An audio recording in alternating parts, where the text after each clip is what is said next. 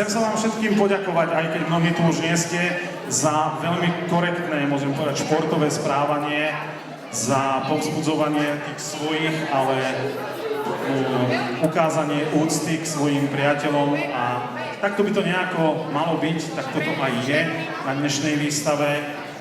Je to veľmi sympatické.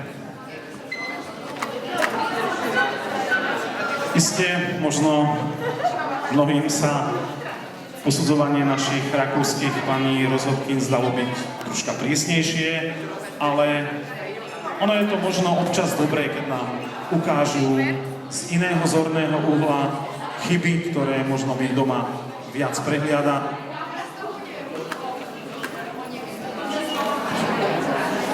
Môžete povzbudzovať, môžete tlieskať, môžete pozitívnym spôsobom prejavovať svoje emócie. To je úplne v poriadku, tak to má byť.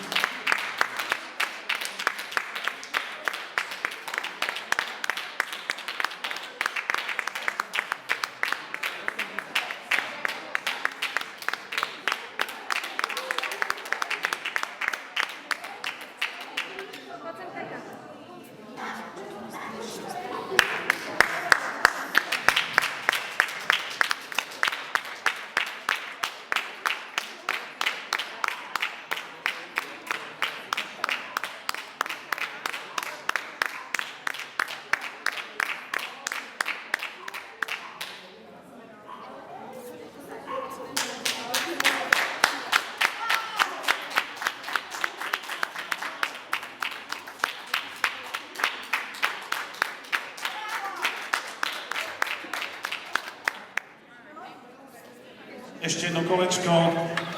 Posudzovanie, vidíte, nestráca na dramatickosti a hlavne je pútavým sviatočným nočným podujatím pre všetkých chovateľov, majiteľov a priaznivcov plemena.